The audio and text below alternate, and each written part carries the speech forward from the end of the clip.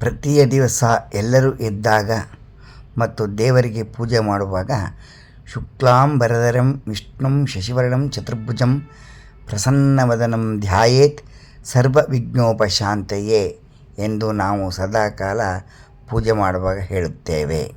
ಎಲ್ಲರಿಗೂ ಸಹ ಇದು ನೆನಪು ಇದ್ದೇ ಇರುತ್ತದೆ.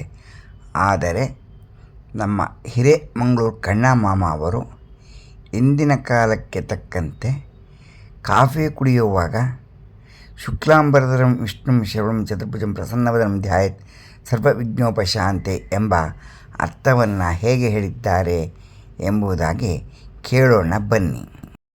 ಕಾಫಿ ಎಂದರೆ ಎಲ್ಲರಿಗೂ ಪ್ರಿಯ. ಚಿಕ್ಕಮಗಳೂರು ಕಾಫಿ ಪುಡಿಯಿಂದ ಕಾಫಿ ಮಾಡಿ ಕುಡಿದಾಗ ಅದರ ಆನಂದವೇ ಬೇರೆ.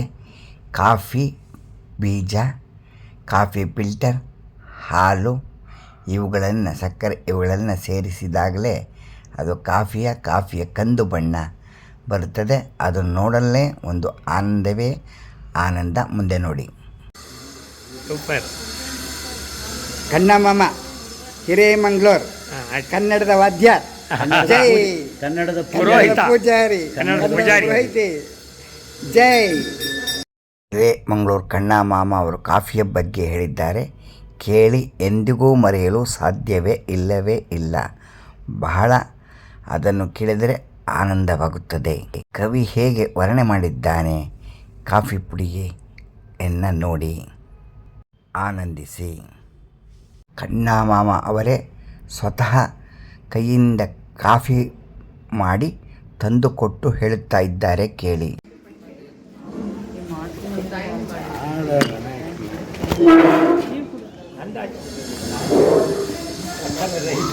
ಸೌಮ್ಯಮ್ಮ, ನಿಧಾನ ಮಾಮನ ಜೊತೆ ಕಾಫಿ ಕುಡಿಯಮ್ಮ. ಈ ಥರ ಯೋಗ ಎಲ್ಲಿಗೂ ಸಿಗಲ್ಲ.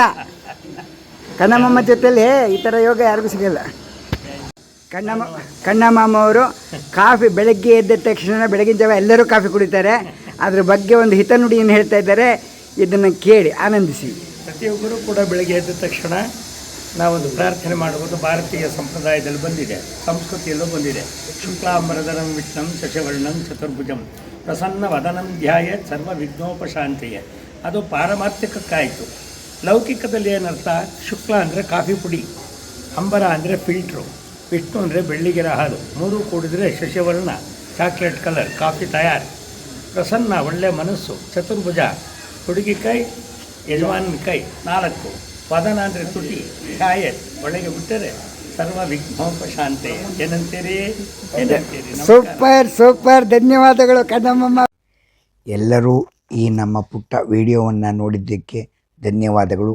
ಶೇರ್, ಲೈಕ್, ಸಬ್ಸ್ಕ್ರೈಬ್ ಮಾಡೋದಕ್ಕೆ ಧನ್ಯವಾದಗಳು.